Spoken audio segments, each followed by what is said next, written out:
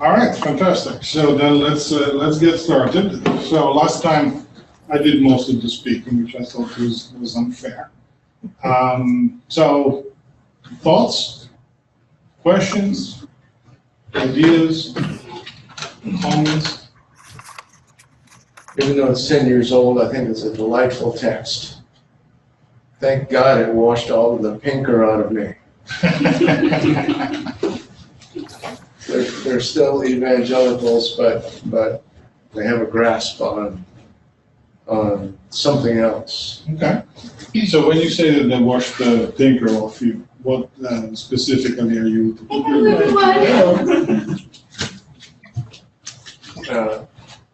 Pinker was such a advocate of the next generation of Chomskyism and some mysterious organic source for the literary engine. For those of you who don't know, we're talking about Steven Pinker, Language Instinct. Yeah. So from that school,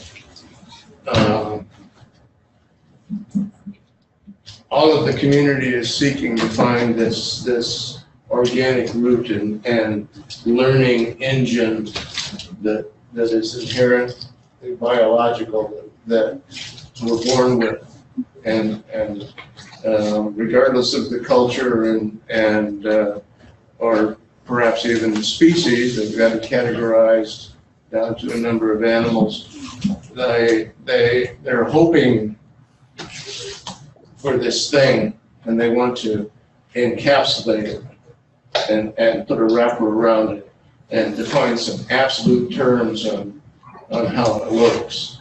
And these people, unfortunately, seem to be in the same realm, but they've taken an engineering perspective and are addressing a totally random process, chaotic across the board. It's something that happens, but it kind of happens in the same style, regardless of culture, regardless of sociological background.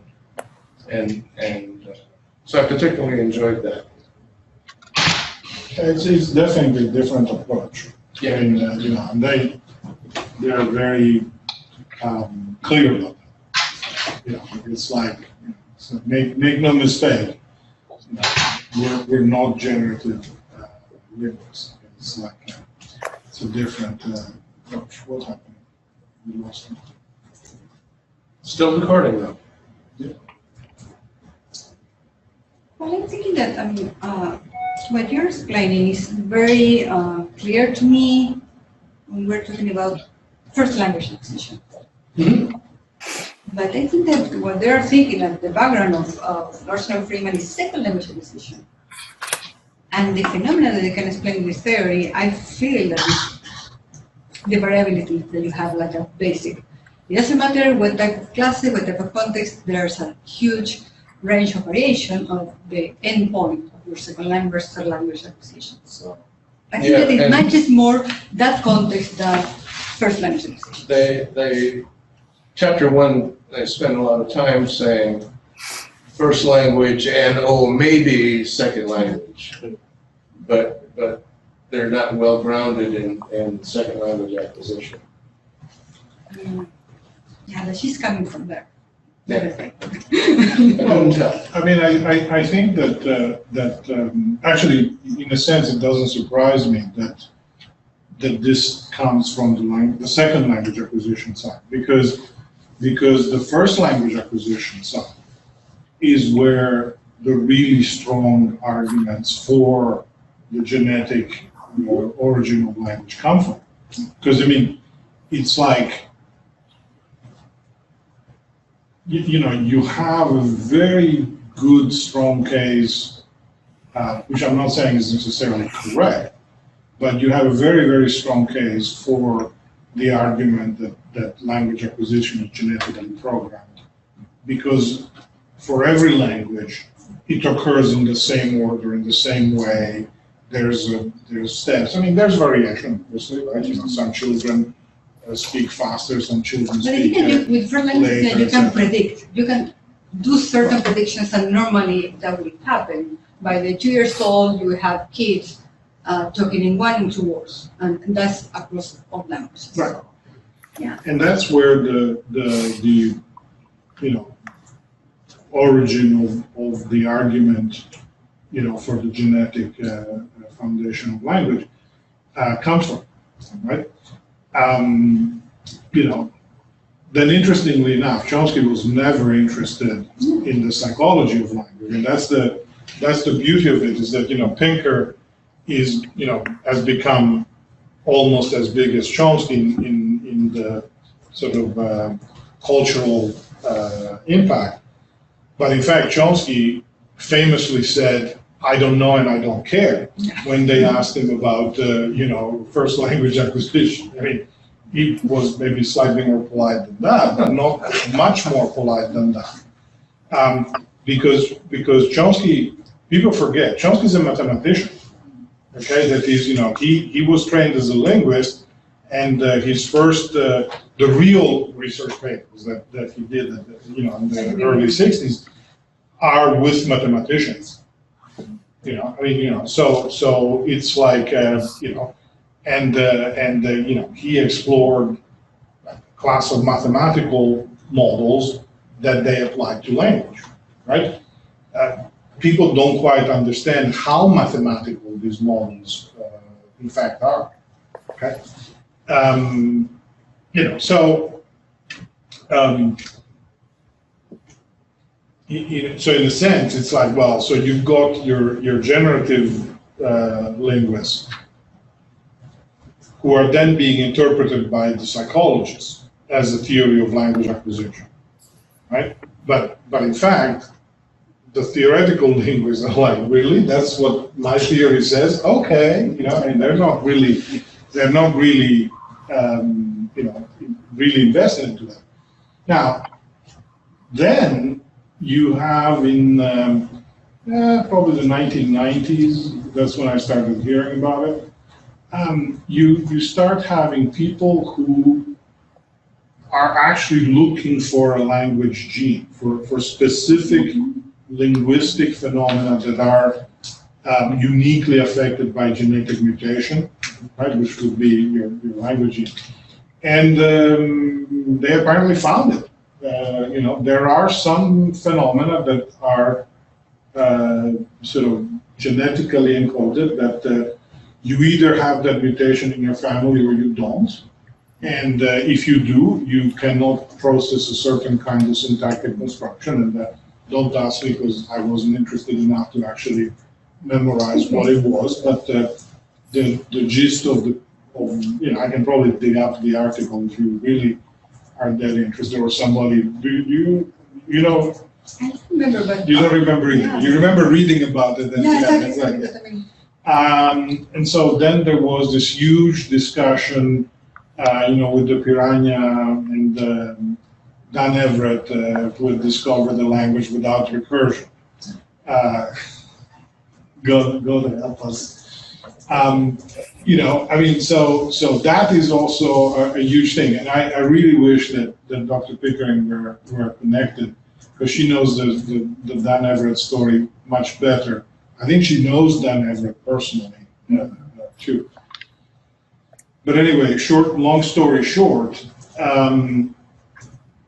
the proof of the existence of the language that doesn't have recursion is very, very suspect. Because, along the lines of, so they go to the Amazon, right? And, it's not something that you get on a bus and you drive to the Amazon. Okay? It's more complicated than that. So they have literally an expedition with computers to do these experiments, which will prove finally that the Piranha speakers cannot do this. When they get there, the computers don't work. They left home the charger. I don't remember. They drank the local water. They drank the local water, whatever. But nothing works. And so what they have and I hear I'm quoting Dr. Pickering, is very, very suspicious. Dr. Pickering, speak of the devil. Can you hear me? Lucy, can you hear me? She may or may not be No, plugged I in. don't think.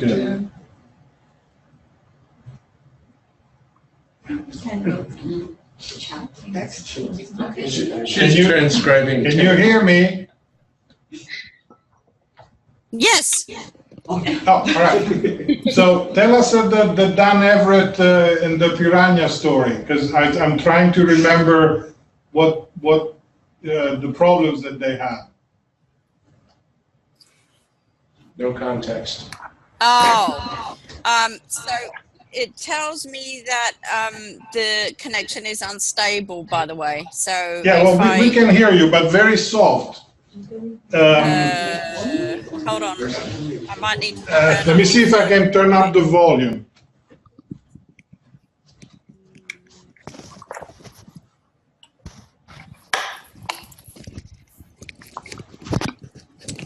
You hear me better now? Hello? Yeah? Oh. Lucy? Say something. Yeah. Hello? Hello? Right, good. I turned up the volume. Perfect. Okay. It's impressive. Yes. Oh, I see you. Sal, there you are. Yes. Good. Hello, Elisa. Hi, Francesca. Hi. Nice to see you in person. And then who's that with no name? It's Austin. Hello, Austin. All right. So what I remember is not so much, although Dan Everett is on my Facebook feed, so I guess we could ask him. But what I remember is more from either the New Yorker or the New York Times story, where two people from, I think, the University of Edinburgh decided to take up his claim that it was a non-recursive language. So they went there with Dan Everett and a ton of, so this must have been in the 1990s maybe, or the early 2000s, and they went with a ton of equipment in order to actually test this computer equipment and Dan Everett. And right at the beginning, they started running into problems with all their equipment, and they couldn't make it work properly, and so all the tests that they had on the computer to try and decide if this was true, that it was non-recursive, none of them worked properly. And then on top of that, then they had problems with the computers themselves, and it was kind of like a clusterfuck, basically. And so much so that they ended up just unbelievably going all that way and traveling into the jungle and still walking out of there saying, we don't know if Dan Everett is right or not. So Dan Everett went with them, and he claimed a whole variety of things were going on that they, could neither say yay or nay, if you see what I mean. And there was one sort of part at the end where they said, because one of the reasons it's supposed to be non-recursive is there's supposed to be no sort of interest in things outside of the actual moment of time. And they did note that they made a balsa wood plane, and as soon as the plane had dropped them off and gone, the balsa wood plane got thrown away. Like, none of the children wanted to play with it anymore.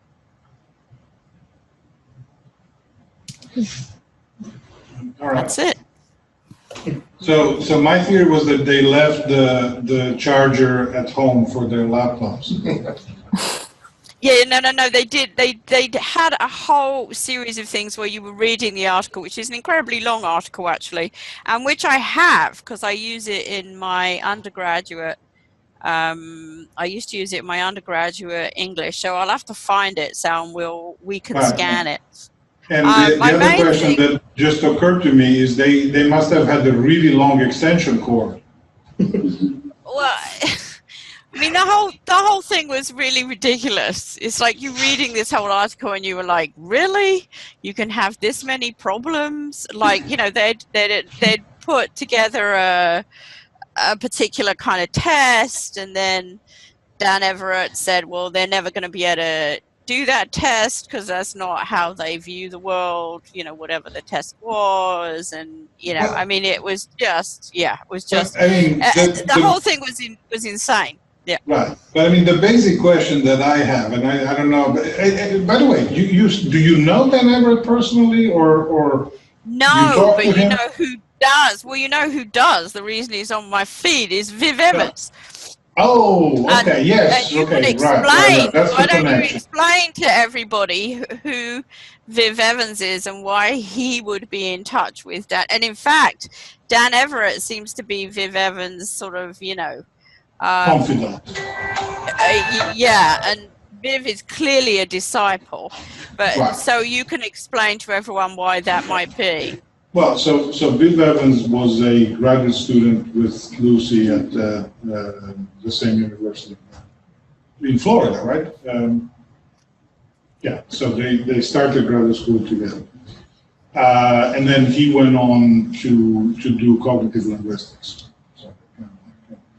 And he was at the University of Wales, and then he went Bangor. to Bangor, yeah.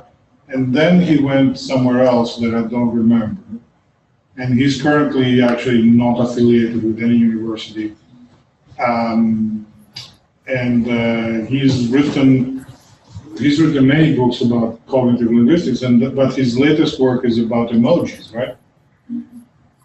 Right, so he is now become basically the Deborah Tannen of cognitive linguistics. He just produces books right, left, and center. But the one that people might be interested in, if they're interested in, is called The Crucible of Language, or The Crucible of Meaning. Let me look it up.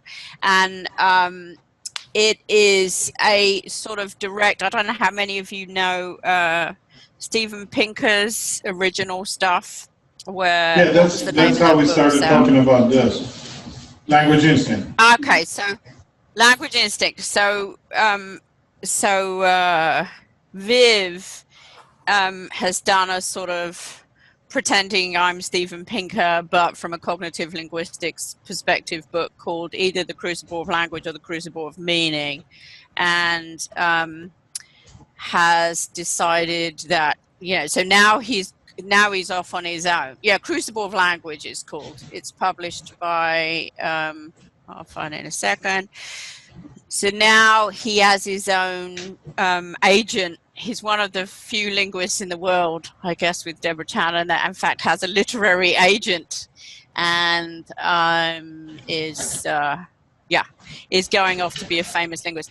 Yeah, it's how language and the mind create meaning, how linguistic meaning arrives, and etc. And it's anti Chomsky, so it's anti the language instinct stuff. So it could be kind of fun. Right now, Viv Evans and I are co-editing a book for Benjamin's that is about to go in production. So I can also make that. I can make that draft available if you think people might be interested. So. Okay. All right. Thank you. As I said, so the Dan Everett expert in the family. All right, okay. So, other thoughts, questions, points? It's going to be a very long hour.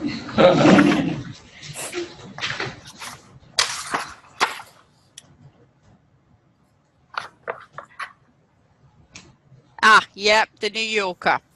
was in the New Yorker, and is the article by the guy that and I think it looks like you can just like read it. You don't even need a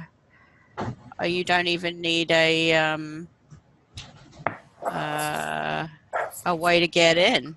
You can just straight up and down read it. If you send me the link, I'll send it to everybody. I'm sending you the link right now. You can just, well, you can just, looks like you can just download it on, but anyway, yeah, I'll send you the link. So, it's a kind of fun. So Dan Everett, just for the hell of it,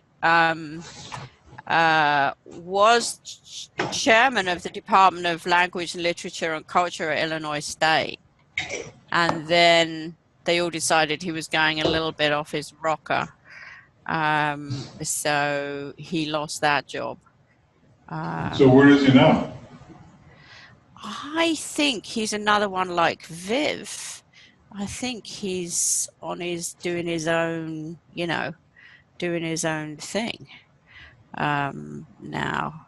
Yes, so, sorry, now you've got me interested in it. The person to take him up actually was an American, a 43-year-old American named Fitch, who authored a paper with Chomsky and Mark Hauser, and his cousin Bill, who is a sommelier based in Paris. And they came to, with a laptop computer on which he'd programmed a week's worth of linguistics experiments. And then I will let you read the rest of the article for the debacle that was the week's worth of experiments that they managed to mess. It managed to be such a mess that they went away saying, we still don't know if that's true. So I'll send you the link right now. Yeah. It's very cool, actually. Yeah. All right. Okay, I'm done. Thank you. All right. So thoughts, ideas? Just maybe really easier just to bring the speakers to the university, invite them, pay the plan. I was thinking, what? They cannot just go there and say, hey, we offer you a weekend in Dallas, come over. Oh, and then we're flying, by the way. By the way, can you fill in? Would you say this? I mean, how hard can it be? I mean, okay, I understand they're in the middle of the jungle and what have you, but I mean... Look like it in a house, but... Yes. Is that Flavia? Yes. Here I am. Oh, hi, Flavia. Lucy. Yeah, I thought that sounded like it. Hey. Hey. Hey, Flavia. Okay, Yeah, no, I've just sent you the link, Sal. So Thank you. We've got a question. Excuse me. In complex systems, in the previous setting, you mentioned that they are adaptive. They learn from their interaction. Yes. The elements of the system learn from interaction. I have a question with regard to it. How they learn? Do they, for instance, first they show an action and they receive feedback. Do they choose and test all other availabilities or available opportunities? Or I believe there are two ways of learning. One of them, which is more common, I believe, to unintelligent entities, the element or entity which is unintelligent shows all the tests all the available options to them. But humans, I believe, have other. They choose which availability to test. I believe. Yeah. Yes. Well, I mean, it depends on what we're talking about. That is, if we're talking about animals, human beings, sort of living things, then obviously they tend to use heuristics, right? That is, nobody, so on the one hand, we have computers, right? And when we say that a computer searches for a solution, etc., it's a metaphor. What the computer does is it tries every single possibility, assigns it a weight, and then says, oh, this possibility here, it has the highest weight, I'm picking this. And then what computer scientists spend their time doing is coming up with clever ways to have the computer not look necessarily at everything, but take a guess and say, well, you know, in this area of the graph, it's, you know, because you represent your decision as a tree, say, well, over here, it's not good, so I'm going to try over here, and, you know, everything below this node, I'm not going to try because it's stupid, you know, and so on and so forth. So that's how computers make decisions. It's called brute force searching, because what you do is you try every alternative, okay? So when they say that computers beat humans at chess, no, they didn't. What they have is a gigantic database of moves, all scored by which one is the best one. And then they play according to this, and they play 20 moves into the game. No human can remember that many moves forward, so the computer is at an advantage. Then they start playing, okay? So, you know, you're getting propaganda when you hear that computers beats human, etc. No. If you give me a computer that's never seen a chess board, now let's play, trust me, I'll cream the computer in 20 minutes, okay? Because the computer has absolutely no idea what they're doing, okay? Now, if you give me a computer that's been programmed with the wisdom of all the best chess players of the past 200 years, yeah, it's gonna beat me, okay? But, so we need to be clear about what we're talking about. All right, so but when we're talking about living creatures, okay, beings, from cells to whatever, right? You know, plants, for example. Plants grow in the direction of the light. Okay, it's called phototropism, right? It's a well-known phenomenon, right? So you know, does the plant know where the sun is? No. But the plant feels that there's more radiation coming from this direction, therefore, you know, it grows more in that direction. It's not, the plant is not intelligent, the plant has no idea what it's doing, it's just that it reacts to the environment in a certain way. Same thing, the cell, if the cell perceives that there's more salinity in this area, less in that area, or there is a, you know, hormone or something, it goes in that direction or it goes in the other direction. You know, so, you know, all of these living things are reacting based on heuristics, right? The idea is, if I feel more radiation coming from this direction, I'm gonna grow in this direction, okay? That's a smart plant because you want the sun, so you will go where the sun is. If you go where the sun isn't, you die, right? So, you know, if you have a really stupid plant that tries that direction, they die, and that's, you never hear about it, right? That's the whole evolution, Darwinian evolution thing, right?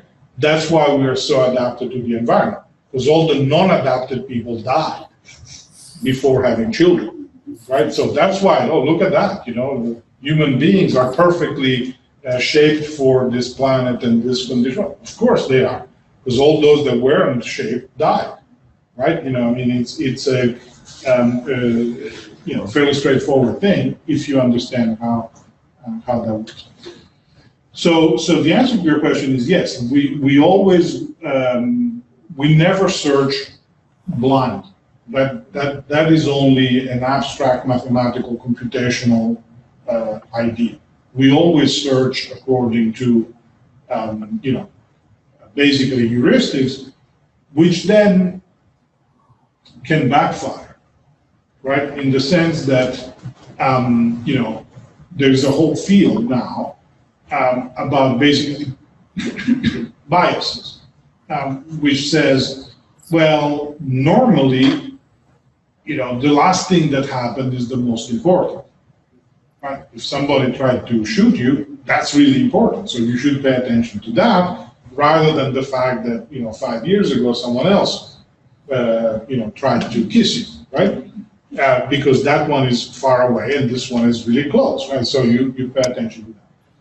Well, except that then when you hear about something that happened just right now, you become obsessed with that thing and you don't pay attention to the fact that it's never happened before and that was a freak case that doesn't happen that often. So you then overreact to the last thing, okay? And as a result, you behave irrationally, right? So there's a whole field about this, which is basically these heuristics, these shortcuts, cognitive shortcuts that have evolved because they're useful, because they allow us to interact with the environment faster, more effectively. If the environment changes, then can become very, very dangerous, okay? So for example, why is it that everything that is good and that tastes good is bad for you? Okay? Well, it's not a coincidence, okay? Nor is it that God hates you, okay? But what it is, he may, but that's a separate, theological problem. The thing is that we've evolved a craving for sweet and fat because evolutionarily, when you are in a low resources environment of the hunter-gatherer, if you found a thing of honey, you ate it and that gave you strength and that gave you the capacity to go home and have children. And therefore your children said, woo, because you had this craving, and the people who didn't have the craving and said, it's honey, I don't care, they didn't have as many children, and as a result, we've evolved that we like fat and sweet, okay? So the donut is the logical conclusion of the human species. I rest my case.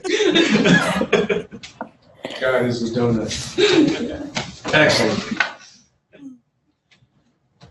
So what you're suggesting, and I think what she was asking, is what's the root mechanism of adapting? Well, it's evolution. That is, Or survival. Correct. Yeah. I mean, basically, we're all trying to get by. Trying to get the donut. Yeah, we're all trying to get the donut. We're all trying to live another day and, have children. And so even down at the cellular level, we've got this desired outcome, Absolutely. preferred outcome. Yes. Well, and the preferred outcome is survival. Yeah, I hope it doesn't hurt. Right. And it would be really nice if it's good. If it's good, yes. Yes. That's really what it is. Try not to get killed, and try to be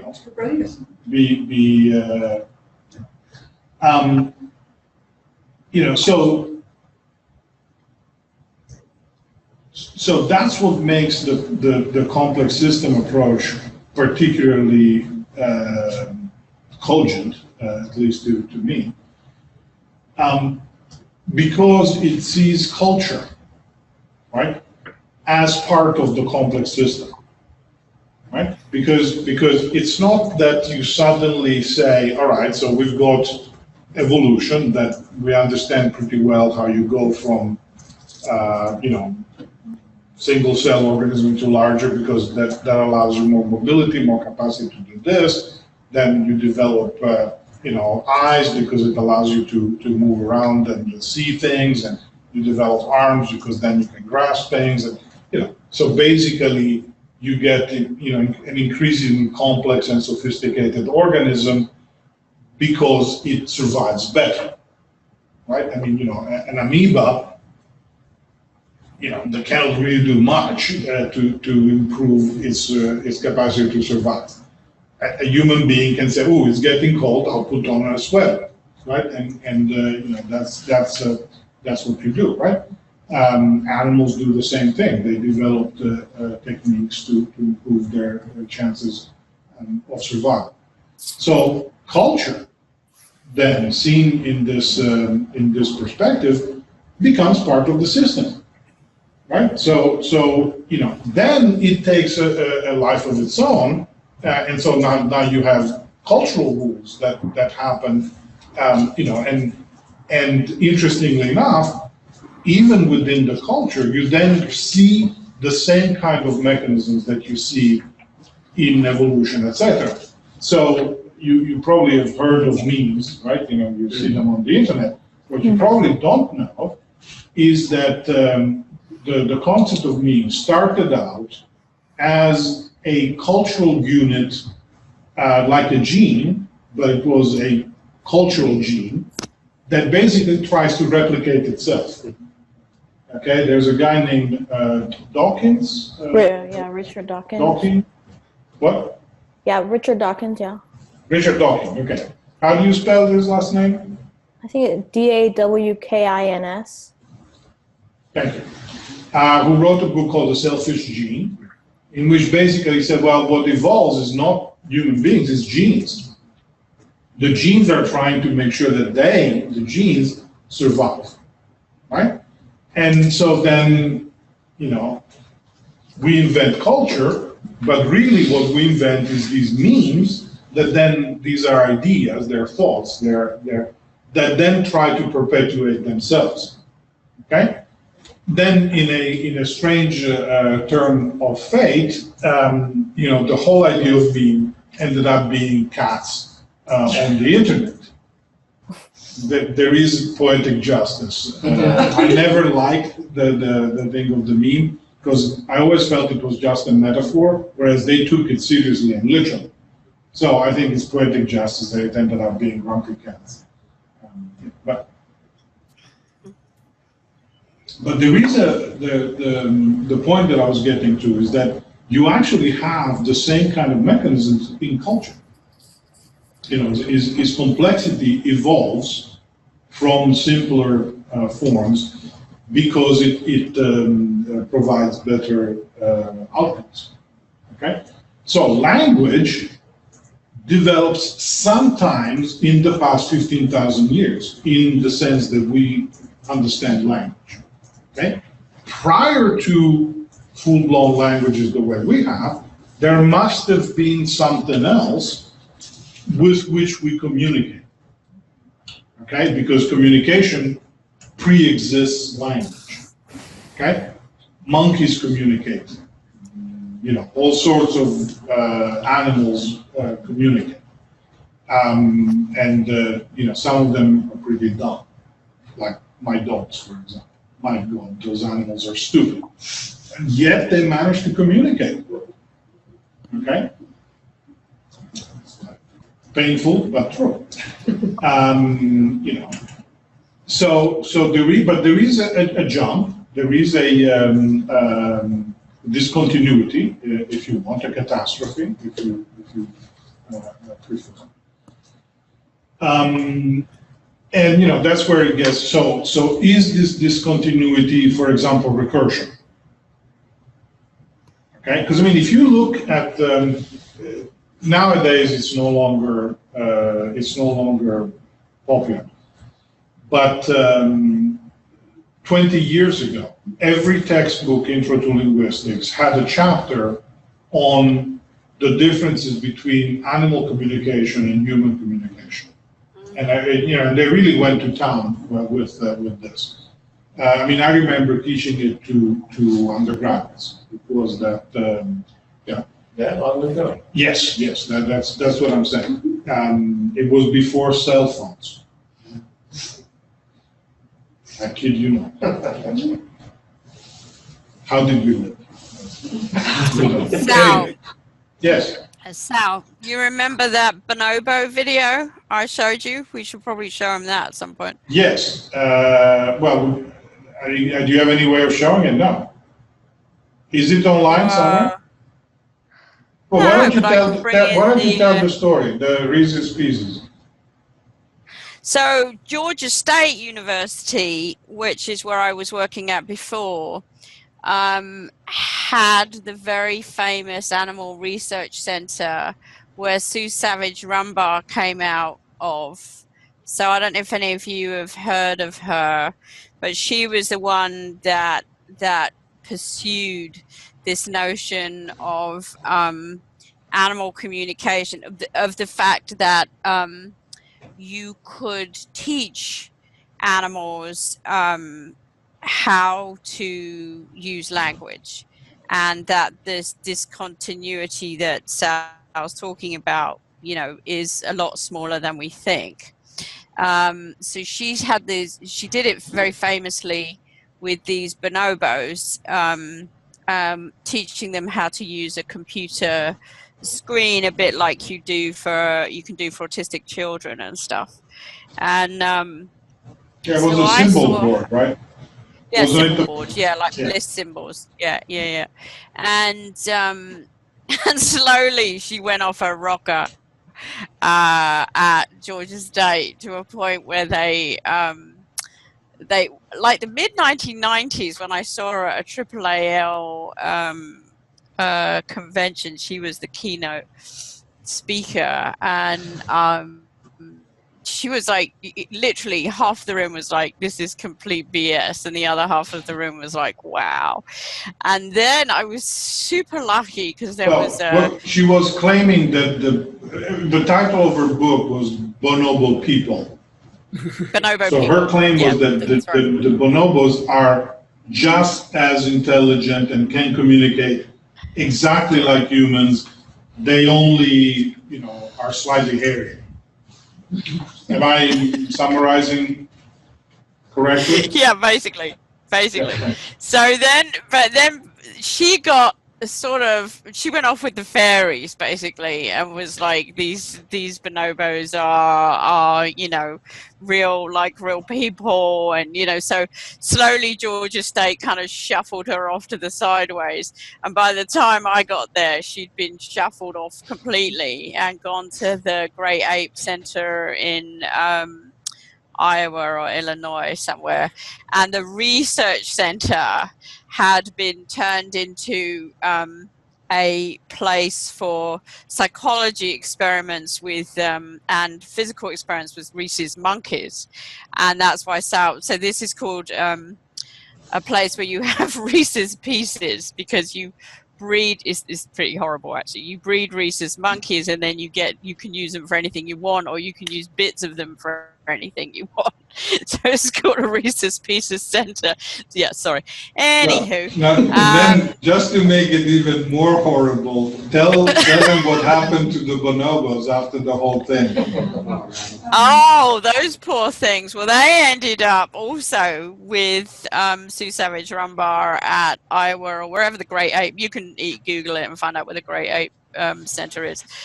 And because what they'd done a lot of their experiments in the 80s with not Smarties. M&Ms. What do you guys call M&Ms. M&Ms.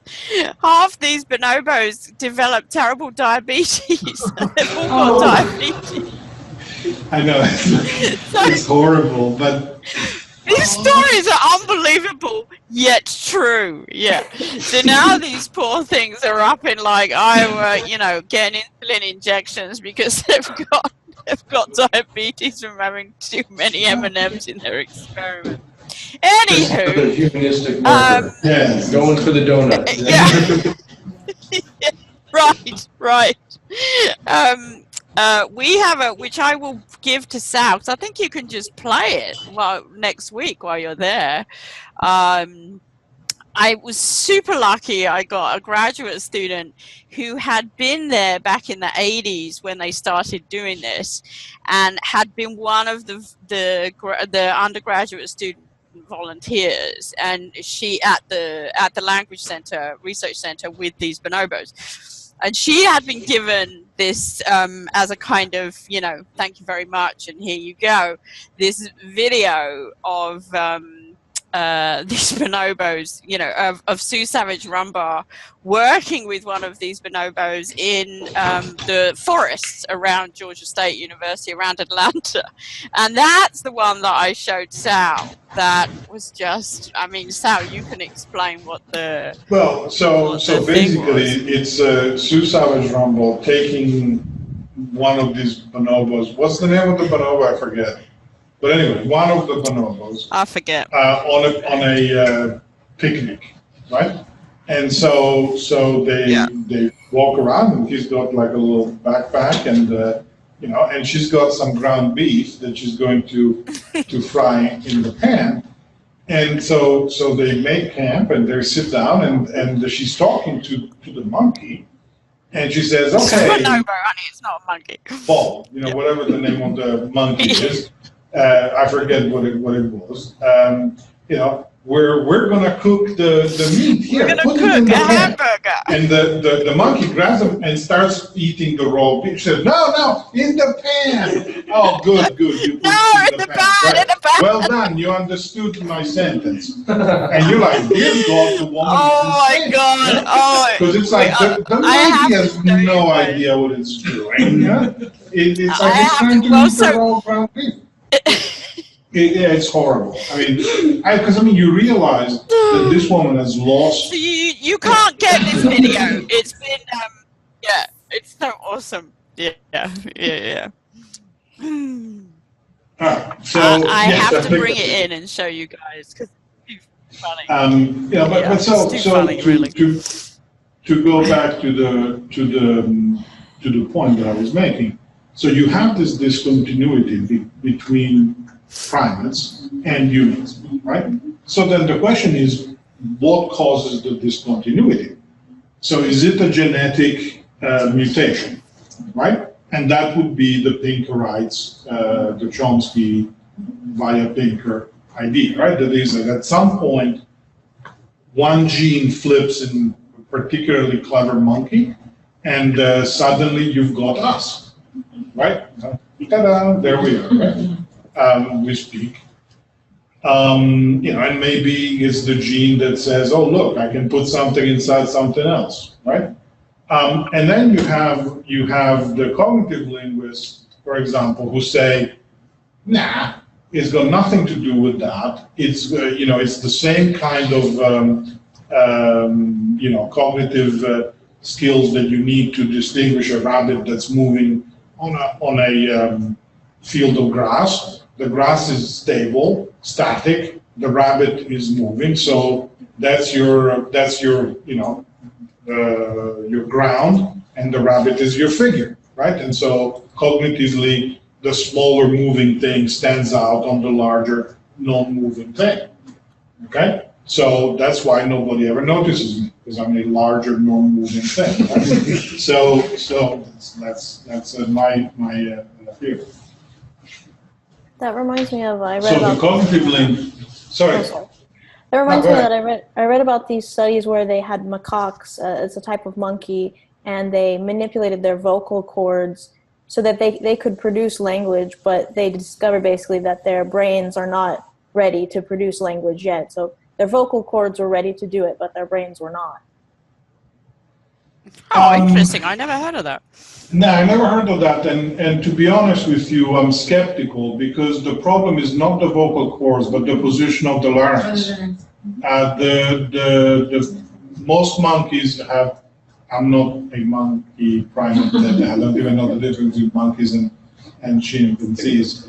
But anyway, the larynx is in a different position, and that's why they cannot articulate sounds the way that we do. So whether that's what you're talking about, I don't know. But if you can find it, Francesca, that would be super interesting. Yeah, to that'd be look very at. interesting. Yeah, I can look it up. Yeah. Hmm. Cool. Let me look. If you I send have the a link, thing I'll- about studies with animals, particularly with primates, Francesca. So I'm Okay. always delighted to add something to my collection of dodgy Brilliant. primate language videos. Yeah. I mean, and this was a field that was like super hot. You all know Yes, about it Nick was. Chinsky, Yeah. right? I mean, there was, okay, so Trevor knows it's the only one who Forgot about hasn't Nick heard about it. which goes to show that there are advantages to all right. So because they were like so excited about this primate thing, we're going to teach. So they said, well, the problem is that the monkeys cannot speak because their vocal tract is different. We're going to teach them sign language, right? Right. And so they took a particular, what was the Nimchinsky? Does anybody remember what kind of monkey it was? Well, I think it was a chimpanzee. A gorilla. Well, there was a gorilla, yeah, but was it chimp? Yeah. So, but they had this Chimsky, that would make sense. There was a chimpanzee. Yeah, I think So they took this chimpanzee and they raised the chimpanzee with the children of the family and taught everybody, monkey and kids, sign language, right? Yeah. And they named the monkey Nim Chimpsky as Noam Chomsky, right? As a joke, right? Because the idea was that we're going to prove that Chomsky is wrong by teaching the monkey to sign. And that's where it goes all, pear-shaped because then people start arguing, is the chimp actually signing? It never got to the point that Nim Chimpsky could really sign like an adult.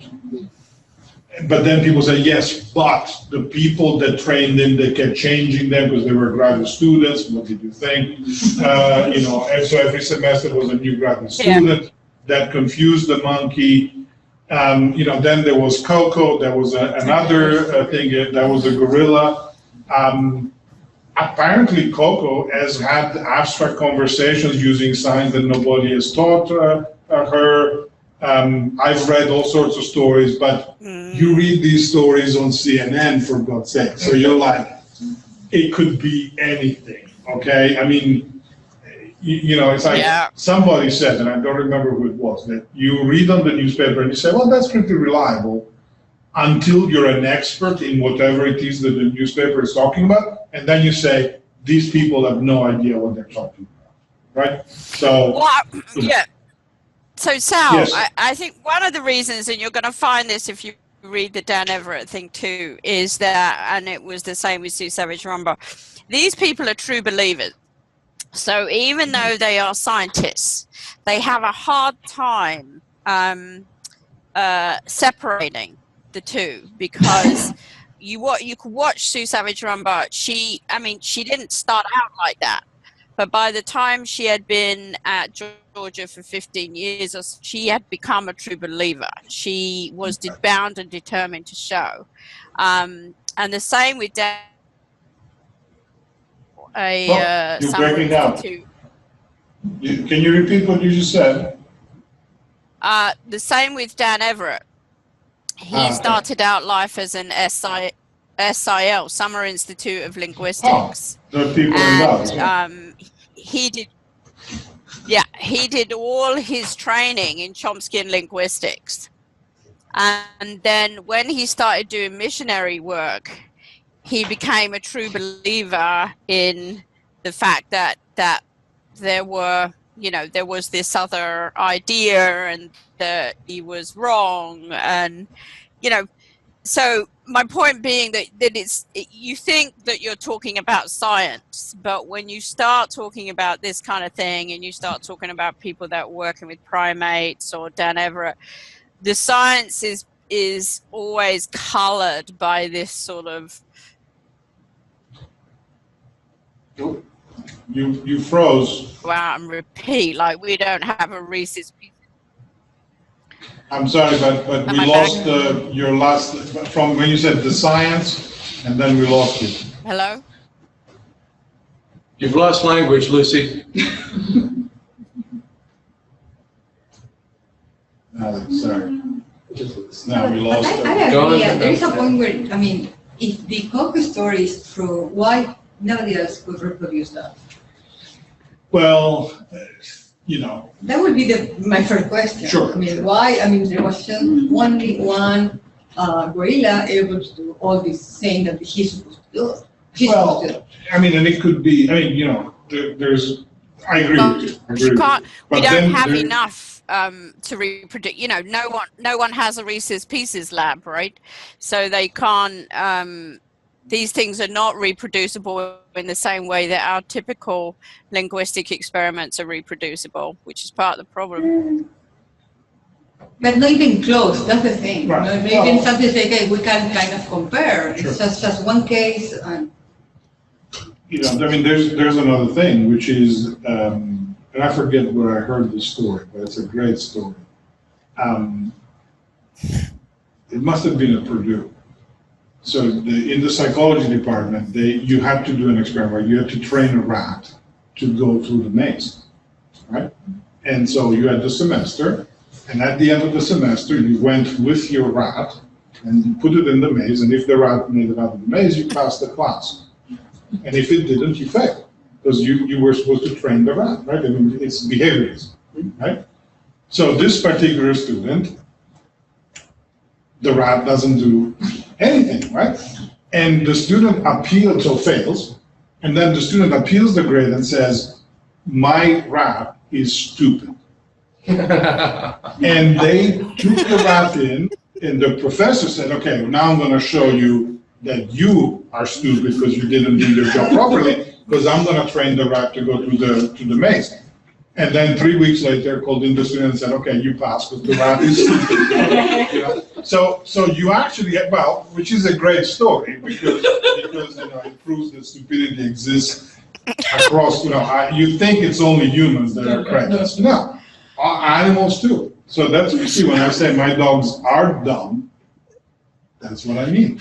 We're trying to teach the youngest one to fetch. He doesn't get it. You're a dog. Anyway, you know, so it may be that Coco is a particularly smart gorilla. You know, I mean, you know, you're gonna have genius in the exactly. I mean, you're gonna have a genius gorilla and your average cretinous gorilla, right? And so, you know, it is possible that Coco is a particularly smart one. You know, and so that's why, you know, now. I'm going to give you my personal, very biased individual opinion.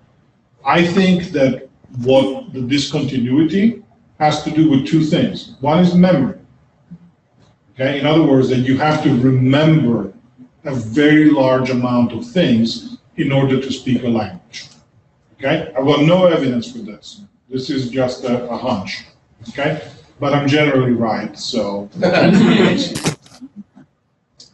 So one is memory, and the other one is processing capacity.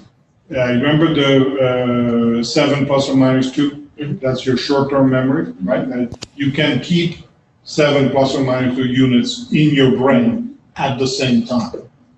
And I think that that's the discontinuity. That's where you get the discontinuity because, and again, I've got no evidence for this, but I bet that if you test you know, dolphins, gorillas, and whatever, you're not going to get 9 units at the same time.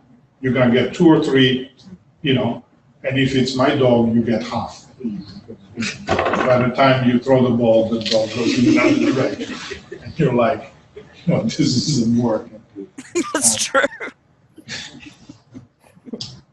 It seems like there's a dearth of research because it introduces the nature versus nurture problem. Yes. It takes so long, right? I think gorilla's 30, 40 years old. And it becomes not the subjects, but the researchers become less and less objective because they've lived with this animal for so long. Yeah. No, it is. It's true believers. It becomes your Well, on the other side Yeah. of the equation, we also know that humans who have not been exposed to full interaction with normal other humans also fail to develop full language capacity. And we know this through feral children, right? So you have the whole genie and the boy wolf and all of that. And they, horrible, you know, but they keep adding new cases. I haven't looked at the literature on this in decades, literally, but from time to time I hear of new cases. So we know that if a child doesn't get normal interaction with other humans in the first 10 years or so, they will not have a normal development. They will never reach a full cognitive development, which includes they will not have a full IQ. Okay, so their intelligence is stunted as well, right? So because one of the problems is that you never know whether the feral child is actually retarded. Okay, in the technical sense of the. No, isn't the measurement system flawed? Well, I think that they have ways of estimating IQ for nonverbal. Not my field, okay? So here I'm really on a limb, but I think they have ways of estimating IQ. Well, it's yes? it's arguable. He's got that was always the argument in the case of Jeannie, for example, that half of them argued that she showed mental retardation in the psychological and electrical, EEG testing, and the other half, including the linguist, said that wasn't true. So what they sort of ended up with was something that's called functional intelligence, meaning that it's not exactly a mental retardation in the sense of what you can show on an EEG or something, but the fact that they've had absolutely no experience of the world doesn't allow them to create perspectives, categorizations, things that we would take for granted, and that they call a functional intelligence. All right, we're out of time because it's 5 o'clock. So for next week, we're going to do chapter 2, which goes from page 25 to page 50.